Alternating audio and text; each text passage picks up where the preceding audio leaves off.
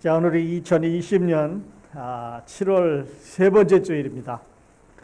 이번 달도 이렇게 그냥 지나가나 싶은데 하나 확실한 거는 8월 첫 주입니다. 8월 첫 주, 다음 주 말고 그 다음 주에 그때부터 우리 교회에서 모이는 걸로 이번에는 확실히 정하도록 하겠습니다. 8월 첫 주에 여러분 모일 수 있도록 기도하고 준비해 주시기 바랍니다. 우리 선회자매가 그동안 찬양인들을 열심히 해주셨는데 세인트루이스로 이사를 이제 가시게 됐어요. 좋은 학교에 진학이 돼서 그래서 곧 떠날 그럴 예정이고 또 8월 초 우리가 다시 모일 때는 한 가정이 저희 교회에 이렇게 조인해서 같이 예배 드린다고 하니까 우리에게 또 좋은 일도 있고 또 어려운 일도 있는 그런 시작이 아닌가 싶습니다. 자, 오늘 바울과 향의 41번째 시간입니다. 사도행전 15장 22절부터 29절까지 자유와 책임, 이런 제목으로 함께 은혜를 나누겠습니다. 자유와 책임. 그러면서 바울과 향의 41번째 시간이 됩니다. 자유와 책임. 우리가 많이 듣는 말이죠. 우리에게는 참 무한한 이런 자유가 있습니다. 그러나 그 자유를 누리기 위해서는 책임도 있는데 과연 사도행전 15장에서는 어떤 것을 우리에게 자유라고 말씀하시고 또 어떤 책임이 있다고 그러는지 함께 보시도록 그렇게 하겠습니다. 자, 사도행전 15장은 어쩌면 우리 기독교사에 있어서 아니면 어쩌면 우리가 가지고 있는 신앙에 있어서 아주 중요한, 어쩌면 가장 중요한 장 중에 하나라고 말씀을 드렸습니다. AD 52년이니까요. 예수님께서 승천하신 후에 20년 후에 쓰여진 또 있었던 일입니다. 예루살렘 교회라고만 그러는데 장소가 어딘지 또는 뭐 어느 지역이었는지는 우리에게 누가는 말을 해주고 있지 않습니다. 예루살렘 교회라고 하는 곳에 12사도와 예루살렘 교회 장로들과 예루살렘 교회 성도들이 모였다, 이렇게 말씀을 하고 있습니다. 예루살렘 성도들이 모였다는 걸로 봐서 거기에 유대인도 있었을 거고 이방인도 있었을 거고 남자도 있었을 거고 여자도 있었을 거고 이스라엘과 예루살렘 밖에서 방문한 디아스포라 유대인도 있었을 거고 또 본토에서 살아난 이런 유대인도 있었을 테니까 아주 여러 종류의 다양한 사람들이 모여 앉은 그런 회의가 열리고 있는데 이것을 우리는 예루살렘 공회라 또 이렇게 부르고 있습니다. 참으로 위기입니다. 이 회의의 결과에 따라서 기독교의 역사가 바뀔 수 있는 아주 중대한 터닝 포인트입니다. 원시 교회에서 이번에는 근대 교회로 바뀌기 위한 터닝 포인트입니다. 지금까지 하나님의 역사는 유대인들에게만 이어져 왔습니다. 그들이 선민이라는 의식을 갖고 있었고 선민으로서 하나님을 잘 섬겨왔는데 그들이 예수님을 메시아로 받아들이는 것에서 실패를 했고 하나님을 섬기는 일에 실패를 해서 하나님께서 새로운 구원의 계획을 이제 새로 세워주셨는데 오늘 어떤 구원의 계획을 주셨는지 말씀을 드리도록 하겠습니다. 아슬아슬한 위기, 오늘 결정에 따라서 유대인과 이방인 성도들 사이에 큰 이제 어려움이 있을 수도 있고 또 어려움이 없어질 수도 있습니다. 유대인들이 선민이고 이방인들은 밖에 있는 사람들이 들어왔기 때문에 지금 있는 유대인들은 이방인 너희들은 이 교회 안에 들어오기 위해서는 먼저 모세의 율법대로 할례를 받으라, 성경에 그렇게 기록이 되어 있으니까 그래서 할례를 먼저 받을 것을 요구를 합니다. 그리고 예수님을 믿어서 구원을 받으라고 하니까 투 스테이지입니다. 하나는 first step, 먼저 할례 받아야 되고 second step, 믿어서 구원 받아야 됩니다. 그러니까 자기들은 그냥 프리패스에서 들어온 사람들이니까 더 나은 그리스도인이라는 얘기죠. 그래서 자기들은 first class Christian이라고 그러고 이제 유대인이 아닌 이방인들은 second class Christian으로 몰아내려고 하는 이런 일이 이제 생기는 거죠. 그래서 위기면서 터닝 포인트면서 리더십이 이제 바뀝니다. 지금까지 하나님의 역사가 유대인에게서 이스라엘에게서 이제는 교회로 넘어가는 터닝 포인트, 전환점이 되는 이런 중요한 회의를 지금 하고 있습니다. 어쩌면 이 책을 기록한 누가에 있어서 가장 깊은 관심사였는지도 모릅니다. 왜냐하면 여기에 나와 있는 이 사도행전 15장의 기록을 아주 자세하게 누가는 기록을 했습니다. 그렇다면 누가 그 당시 누가는 여기 없었는데요. 누가에게 이런 사실을 알려주었을까 하는 것이 또 의문인데, 이거에 대해서는 나중에 한 번 더 말씀을 드리도록 하겠습니다. 자, 예루살렘 공회 사도행전 15장 이제 본문에 나와 있겠습니다만은 왜 이렇게 중요한가 하는 질문을 해봅니다. 야, 중요하다, 위기다, 또는 터닝 포인트다, 아주 최대의 관심사다, 이렇게 형용사를 써서 이제 이렇게 높여가고 있는데 왜 그러냐는 거죠. 왜 이렇게 중요한가 하는 겁니다. 왜 이렇게 중요하냐면요, 바로 그 하나님의 구원의 계획에 대해서 말씀하고 있기 때문에 중요합니다. 하나님의 구원의 계획이 과연 어떤 거냐 하는 걸 아는 거죠. 자, 이방인, 유대인 다르냐 같으냐 하는 것입니다. 자, 그렇다면 선한 사람, 악한 사람 어떠냐 하는 거죠. 그다음에 quality of sin, 아주 선하게 살았는데 조금 죄를 지은 사람하고 아주 악하게 살아서 죄를 많이 지은 사람의 구원은 그러면 어떠냐 하는 거죠. 남자의 구원과 여자의 구원은 어떠냐? 요즘 우리나라에 많이 유행하고 있습니다만은, 그러면 흙수저의 구원은 어떻고 금수저의 구원은 어떠냐? 모태신앙의 구원은 어떤 거고 돌팔이 신앙의 구원은 어떤 거냐? 공부를 많이 한 엘리트는 어떻게 구원을 받아야 되고 그렇지 않은 사람은 어떻게 구원을 받을 것인가? 부자에 대한 구원은 어떻게 받고 권력자에 대한 구원은 어떻고 얼굴이 이쁜 사람, 몸매가 좋은 사람, 어제 여러 가지 다양한 종류의 사람들이 있는데 그들의 구원은 각각 어떤 거냐 하는 거죠. 그래서 이것을 줄여서 자, 이방인에 대한 구원, 유대인에 대한 구원, 착한 사람에 대한 구원, 악한 사람에 대한 구원, 죄를 많이 지은 사람, quantity of sin, 죄가 많은 사람에 대한 구원, 아니면 quality of sin, 죄를 짓긴 짓는데 아주 약하게 마일드하게 지은 사람의 구원은 어떻게 할 것이냐 하는 것을 이제 다루어줘야 되기 때문에 예루살렘 공회는 이렇게 중요합니다. 오늘 결론은 또 이걸 한 번 더 다루겠습니다만은 only one plan of salvation이라는 거죠. 하나님의 구원의 계획은 전부 하나밖에 없습니다. 유대인에게도 하나, 이방인에게도 하나, 선한 사람에게도 하나, 악한 사람에게도 quality of sin, 또 quantity of sin, 남자에게 여자에게 금수저, 흙수저, 모태신앙, 돌팔이신앙 모든 사람을 다 통틀어서 하나님의 구원의 계획은 하나밖에 없어요. 하나밖에 없어요. 그래서 이것을 only one plan of salvation, 그래서 모든 구원을 통틀어서 하나로 이제 해 가시기 때문에 이 공회가, 예루살렘 공회가 이렇게 중요하다 하는 것을 이제 말씀을 드리고 있는 것입니다. 최대 위기입니다. 어떻게 해결할 것인가? 공회가 열렸습니다. 그래서 어떤 사람이 이제 안디옥 교회에 찾아가가지고, 여러분 이방인들은 구원받으려면 먼저 모세의 율법대로 할례를 받아야 됩니다. 그래서 거기서 다툼이 일어나니까 해결이 안 돼서 예루살렘으로 대표자를 파견을 했죠. 그때 바울과 바나바가 거기에 참석했다고 말씀을 드렸습니다. 예루살렘 공회가 열렸습니다. 그리고 거기서 이제 또 다시 증언을 합니다. 저 사람들은 언약 밖에 있는 사람들이기 때문에 저들이 교회로 구원받아서 교회로 들어와서 우리가 교제하기 위해서는 율법대로 이제 할례를 먼저 받아야 됩니다. 그랬더니 이제 베드로가 일어나가지고 그럴 필요 없습니다. 내가 전도 여행을 가보니까 이방인 고넬료가 예수님을 믿어서 구원받는데 거기 할례 안 받았는데 구원받고 나니까 성령이 그 집에 내려오는 걸 내가 똑바로 봤습니다. 그렇게 말합니다. 그러나서 이제 바나바가 일어났어요. 바나바가 일어나시고 내가 여기 있는 바울과 함께 선교여행 1차 선교여행을 가는데 거기 유대인의 회당이 없었습니다. 거기에 유대인들이라고 하는 유대인의 율법을 모르는 사람들에게 이 형제가 이제 전도를 했더니 거기 여러분에게 똑같이 여러분에게 보여줬던 하나님의 이적이 거기 나타났습니다. 그리고 그 사람들이 예수 그리스도를 영접하고 성령을 받고 그 변화된 모습을 우리 눈으로 똑바로 봤습니다. 그러니 그 사람들에게 할례가 무슨 소용이 있습니까? 증언을 했습니다.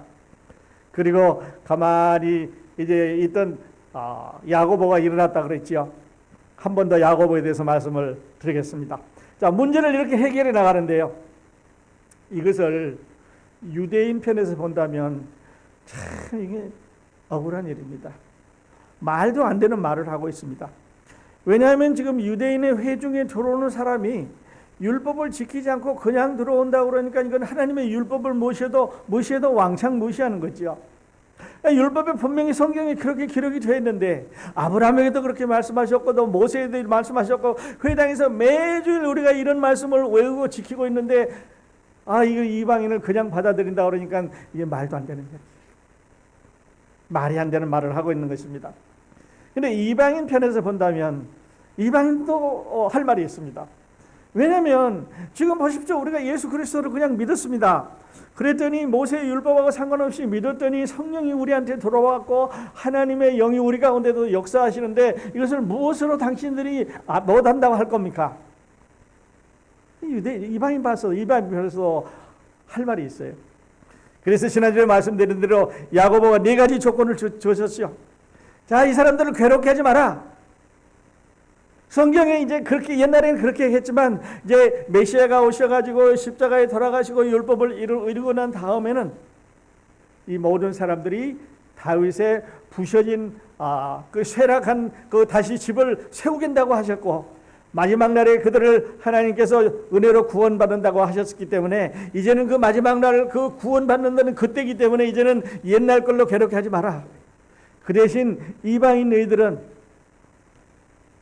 결혼하는 거 조심하고 음행을 삼가하고 피와 목매어 죽인 것과 이런 거를 금해라.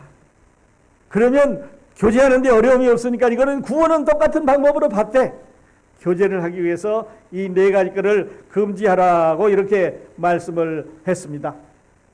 자, 그러니까 구원받는 방법은 똑같은데 교제하기 위해서 너희 생활 습관을 바꾸라는 얘기죠. 그러니까요. 유대인 편에서 보면은 그 말도 안 되는 말입니다. 이방인 편에서 보면 또 할 말이 있습니다. 그런데요, 이 야고보가 결정한 이 규정을 보면은 이걸 삼가라 그랬습니다. 삼가라 그랬지. 너희가 만일에 이거를 삼가하지 않으면 구원 못 받는다. 너희가 이것을 삼가하지 않으면 우리가 교회 가운데서 너희를 내쫓겠다 하는 벌칙이 없다는 거죠. 왜 벌칙 규정이 없었을까? 반대 의견은 없었을까? 그리고 이제 이 결정된 사항을 오늘 본문에 보면 편지로 적어서 안디옥 교회로 이제 보내는데 거기 이제 2사람을 유다와 실라 2사람을 이제 보내는 거죠. 파견을 했습니다. 이 사람들이 뽑힌 것도 이제 참 아주 경이롭습니다. 같이 보도록 하겠습니다만은 벌칙 규정이 없었습니다. 반대 규정을 반대하는 사람이 있었을까 없었을까? 성경에는 전원일치라 그랬습니다. 그리고 여기에 있었던 이 회의에 있었던 결정 사항을 아니면 회의의 그 발언을 나중에 누가라고 하는 의사에게 주어서 이 사도행전에 기록을 하게 했을까 하는 게 우리가 이제 의문 나는 점이에요. 그다음에 또 하나는요. 지금까지 모든 회의에 모든 어떤 모임의 회의의 그 주관자는 누구였냐면 거기서 의장은 누구였냐면 예수님 계실 때부터 12제자로 따라다닐 때부터 제일 앞장서는 그 12제자의 대변인은 누구냐면 여러분 아시는 대로 베드로였습니다.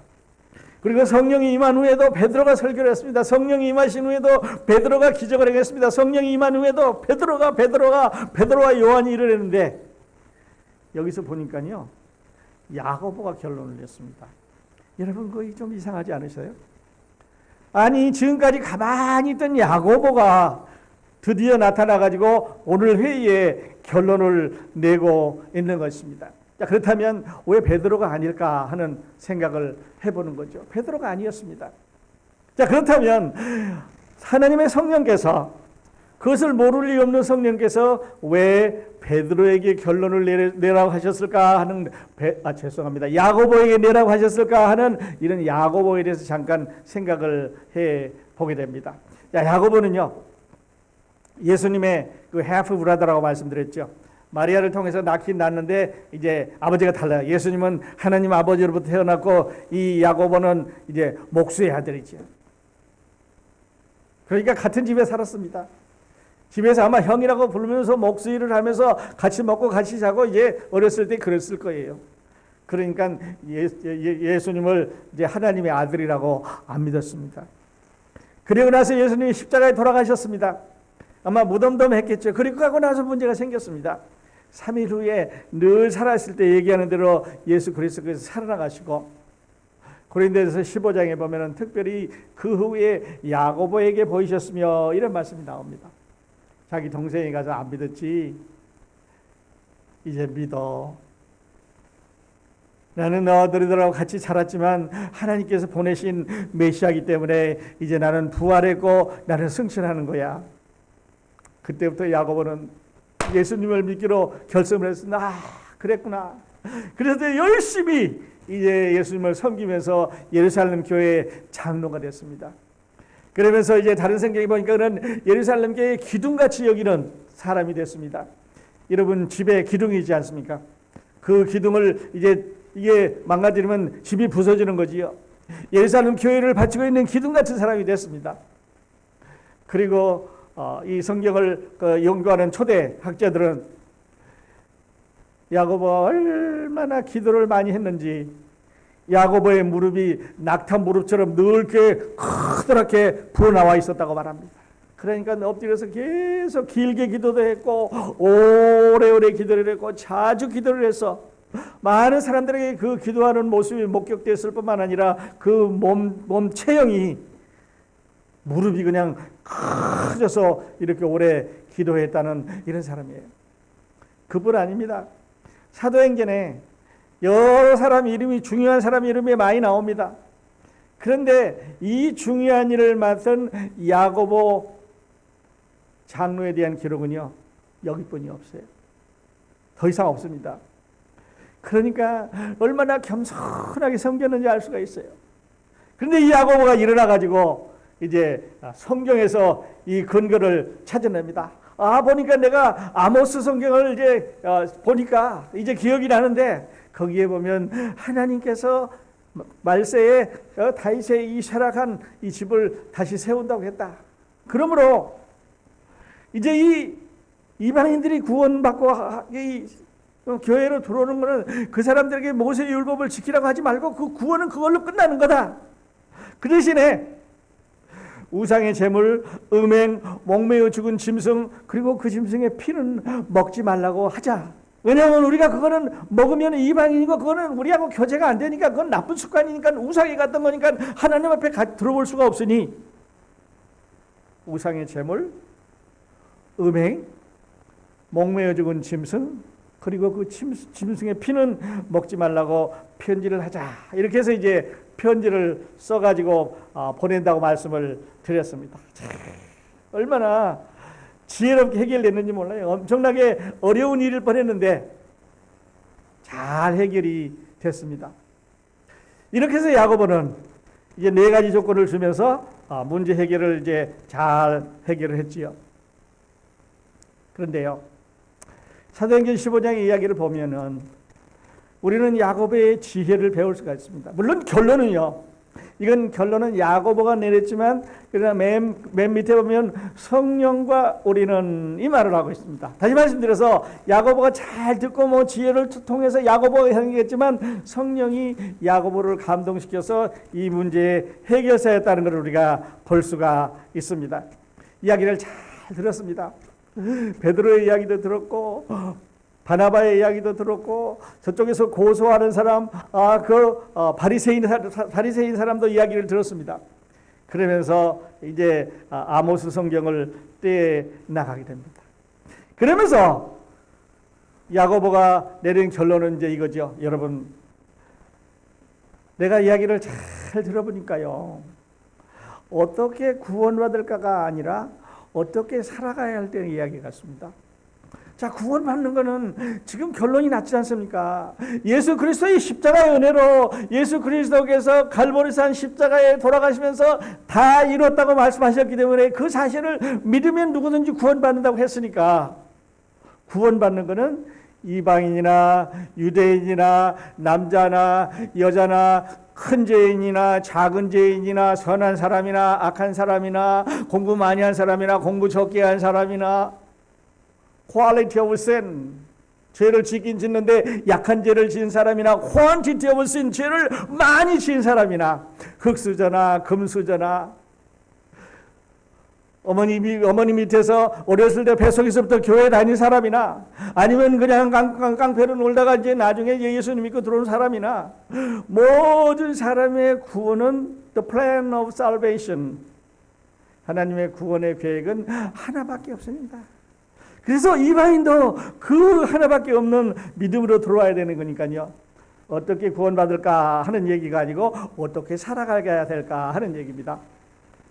그러므로 여러분, 이미 구원받은 사람들에게 이 율법의 명예를 지어주지 않는 게 좋겠습니다. 예수 그리스도께서 얼마 전에 갈보리산에서 다 이루었다고 하시는 그 약속 속에 율법의 문제가 다 해결됐는데 그 다 해결된 문제를 다시 꺼내가지고 이방인들에게 멍에를 씌우는 것은 옳지가 않습니다. 그러면서 이방인들에게 말합니다. 여러분, 당신들은 지금까지 하나님을 모르는 사람들이고 우상을 섬기는 사람들인데 거기에 그냥 결혼도 마음대로 하고 뭐 먹는 것도 이게 막 그냥 어지럽게 살지 않았습니까? 근데 이제는 구원받아서 교회로 들어오게 되면 유대인이 싫어하는 건 하지 마십시오. 그게 네 가지 거였어요. 유대인들이 중요하게 생각하는 것을 당신들 하지 마십시오. 다시 말씀드려서 생활 습관은 바꾸십시오. 그런 말입니다. 그러니까요, 다른 말로 하면은 자유와 책임이라 하는 말입니다. 여러분, 예수 그리스도를 믿어서 구원받았습니다. 이제는 자유롭게 살 수 있습니다. 하나님을 잘 섬길 수가 있습니다. 자유지요. 그런데 이 자유는 이제 뭐든지 해도 괜찮다라는 면허증은 아닙니다. 그러니까 교회에 들어올 때 여러분은 이 교회에서 하지 않는 것을 하지 마십시오.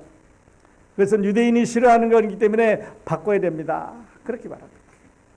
유대인들이 습관을 바꾸라는, 죄송합니다, 이방인들이 습관을 바꾸고 변화해야 된다는 거죠.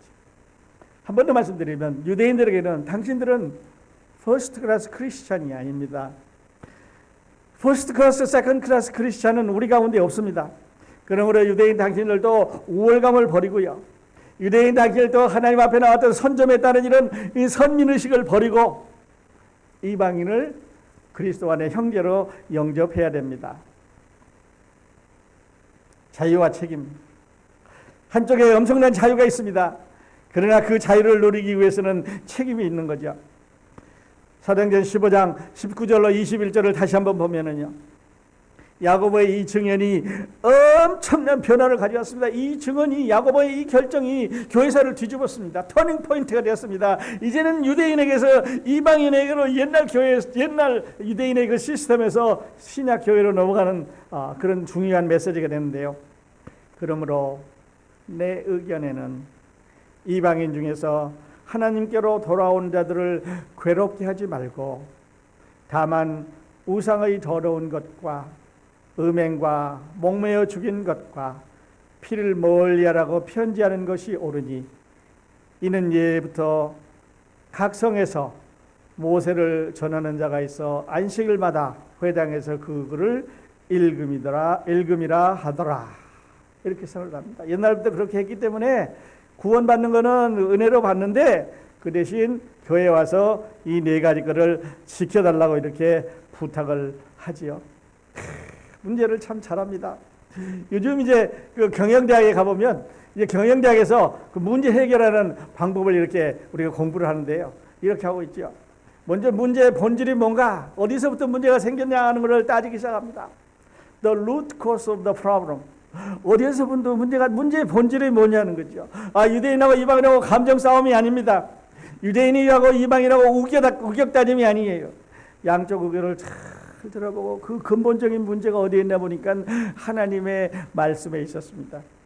그리고 문제를 이제 이해하고 그리고 신뢰하는 사람이 결론을 내렸습니다. 전원이 찬성을 했죠. 그러면서 성령이 이 일을 인도해 주셨다고 성령께 이제 크레딧을 돌리는 것을 우리가 볼 수가 있습니다. 얼마나 문제를 잘 해결했는지 몰라요. 이렇게 문제를 이제 잘 해결해 놓고 나니까 이제 결론을 내서 편지를 써서 보내기로 하는 거죠. 편지를 써서 보냅니다. 글을 적어서 이제 안디옥 교회로 보내기로 했습니다. 그런데 문제는요, 누가 적었냐 하는 거죠. 자, 이 편지를 여러분 누가 적었을 것 같습니까? 이거를 편지로 써서 보내는데 누가는 여기에서 이건 누가 편지를 써서 가져갔더라 하는 얘기를 이제 해야 되는데 해결하는 답이 우리에게 없어요. 누가 적었는지 모릅니다. 그러나 이제 이 편지를 이제 적음으로 말미암아 우리에게 그 편지의 이제 결론이 우리에게 남아져 있고, 그리고 이 편지를 받는 그 이방 교회 안디옥 교회에서도 여러 가지 이제 어려운 문제들이 다 해결이 됐다고 하는 그런 말씀을 지금 하고 있습니다. 결론으로는 편지, 예루살렘에 있는 사도와 형제들이 안디옥에 있는 형제들에게 편지합니다. 이렇게 편지가 되어 있어요. 이 편지 보면은요 너무너무 좋아요. 왜냐하면 여러분 내 말 잘 들어보십시오 이렇게 해서 그냥 억압적으로 쓴 게 아니라 이렇게 편지를 썼습니다. 이에 사도와 장로와 온 교회가 그 중에 사람들을 택하여 바울과 바나바와 함께 안디옥으로 보내기를 결정하니 곧 형제 중에 인도자인 바사바라는 유다와 실라더라. 그래서 두 사람을 뽑아서 이제 보내기 시작을 하는 겁니다. 그렇게 해서 이제 편지를 적어서 보냈습니다. 근데 보냈는데 이 편지를 보내면서 누가 적었냐 하는 것이 중요한데요. 누가 적었는지 우리에게는 말을 안 하고 있으니까 알 수가 없게 되는 거죠. 바울과 신라가 왔는데 거기에 이제 동반자로 보내는 게 요셉과 신라라고 말했습니다. 요셉은 보시는 대로 유대식 이름입니다. 그러니까 아마 순수한 유대인이었던 것 같아요. 그 다음에 신라는 다른 로마서에 보면 실루아누라 하는 로마식 이름을 쓰고 있습니다. 그러니까 유대인이기는 유대인인데 이 신라는 아마 외국에서 성장한 디아스포라 유대인이었던 것 같아요. 그러니까 순수하게 예루살렘에서 살았던 유대인 중에 유대인인 요셉하고 그리고 디아스포라 유대인인 신라 두 사람을 딱 보냈습니다. 그러니까 유대인을 대표하기도 하고 이방인을 대표하는 두 사람을 이제 보냈지요. 크레딧이 좋은 사람들입니다. 그래서 이제 예루살렘에서 출발해서 그게 이제 돌아갔겠지요. 그래서 거기 가서 편지를 읽어주고 그거를 다 하나님의 말씀으로 받았습니다. 문제가 완전히 다 해결됐습니다. 후에요. 사도 바울은 로마서 10장에서 이렇게 말했습니다. 내가 증언하노니 그들이 하나님께 열심히 있었으나 올바른 지식을 따른 것이 아니니라. 하나님의 의를 모르고 자기의 의를 세우려고 힘써 하나님의 의에 복종하지 아니하였느니라. 그리스도는 모든 믿는 자에게 의를 이루기 위하여 율법의 마침이 되시니라. 이렇게 해서 이제 편지의 결론을 냈습니다. 바울과 신라가 이제 본 고향으로 돌아가고요. 그리고 이제 요셉과 그다음에 신라가 그 고향으로 이제 바울과 바나바가 고향으로 돌아갔고 요셉과 신라가 따라가서 그 증언을 해주기 시작을 한 겁니다. 이렇게 보면서 이제 왜 그러면 유다와 신라를 파견했었을까 말씀드린 대로 한 사람은 완전히 유대인인 유대식 이름을 가지고 있는 사람이고 또 하나는 헬라식 이름을 가지고 있는 어쩌면 로마 발음으로 실루아누라는 이름을 가지고 있기 때문에 유대인과 헬라인을 대표하는 두 사람을 보내서 이제 문제를 해결했지 않았을까 하는 그런 생각을 해봅니다. 오늘 이 중요한 교회사에서도 정말 중요한 이 구원의 문제. 여러분 우리가 여기서 문제가 잘못 해결이 됐으면요. 우리는 유대인은 first class, 우리는 second class 크리스찬 될 뻔했어요. 유대인 구원하는 구원의 방법 다르고 또 이방인 구원하는 구원 방법 다를 뻔했습니다. 그러니까 뭐 이방인이 얼마나 많아요. 뭐 그냥 교회가 엄청나게 복잡해질 뻔했는데요. 딱 정리를 하셨습니다. 하나님의 구원의 계획은 하나다. Only one plan of salvation. 하나밖에 없다고 하는 것을 우리에게 말씀을 해주셨습니다. 오늘 이 누가복음 15장, 죄송합니다. 오늘 자꾸만 이야기 드는데 이 사도행전 15장의 이 누가의 메시지는 우리에게 무엇을 말씀하고 있습니까? 누가가 오늘 우리에게 전해준 메시지는요, 교회사에 가장 용감하고 그리고 가장 민감한 결정을 이들이 했습니다. 가장 용감한 결정입니다. 그리고 가장 민감한 결정입니다. 유대인들이 가만히 있을 것 같습니까? 이방인들이 그럼 교회 다 떠나간다고 말할 수 있는 민감한 결정입니다. 그러면서 터닝 포인트가 됐습니다. 그러면서 이제 교회가 갈라질 수 있는 위험을 제거하고 오히려 연합시키고 하모니를 이루는 결정을 했습니다. 했을 뿐만 아니라 전원일치로 완벽하게 성경의 가르침을 따라갔다는 얘기죠. 복잡한 문제를 명백하게 해결했습니다. 그리고요, 이 사도행전 15장을 여러분 다시 한번 읽어보시면 여기에 하나님이란 말이 참 많이 나옵니다. 하나님이란 말이 여러 번 반복하고 있는데 이 하나님께서 이 회의의 주관자라고 하는 그런 말씀이죠. 4절에 보면은요, 영접을 받고 하나님이, 7절에도 와서 보면 알거니와 하나님이, 8절에도 보면 아시는 하나님이, 그리고 10절에도 하나님을, 11절에는 주 예수의, 12절에도 하나님이, 14절에도 하나님이, 19절에도 하나님께서 하셨다는 거죠. 그러니까 그리고 성령께서 주관하셨기 때문에 이 회의가 틀릴 수가 없는 거죠. 그래서 누가는 오늘 우리에게 말하기를, 여러분이 받은 구원 정말 하나님께서 주시는 완전한 것입니다. 그러므로 이 구원, 여러분이 예수 그리스도를 믿고 구원받았다고 하면은 그 구원은 완전하고 틀림이 없는 것입니다 라고 말합니다. 제가 잘 쓰는 영어 표현 중에 이 구원이라는 말을 이렇게 표현하면 어떨까요? Salvation is by grace alone. 구원은 믿음으로만 받습니다. Through faith alone. 믿음을 통해서만 받습니다. In Christ alone. 예수 그리스도를 통해서만 받습니다. Salvation is by grace alone, through faith alone, in Christ alone, plus nothing, minus nothing. 더해도 안 되고 빼도 안 되고. Good works have no part in our receiving of salvation. 선한 일은 우리가 구원받는데 어떤 부분도 담당하지 못합니다. 영어로는 참 잘 표현한 것 같아요. 근데 우리말로 오면서 조금 이제 번역들이 좀 이렇게 겹치고 그렇습니다만은, 다시 한번 보면은요, Salvation is by grace alone, through faith alone, in Christ alone, plus nothing, minus nothing. Good works have no part in our receiving of salvation. 여러분에게 이 말씀이 은혜가 되시기를 바랍니다.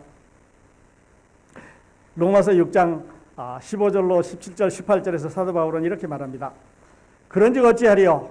우리가 법 아래 있지 아니하고 은혜 아래 있으니 죄를 지으리요? 그럴 수 없느니라.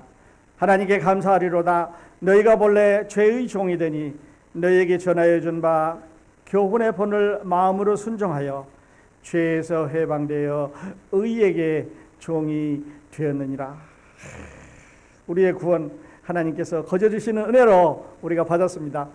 그런데 그 은혜에 대한 우리가 순종해야 되는 이 책임이 우리한테 있습니다.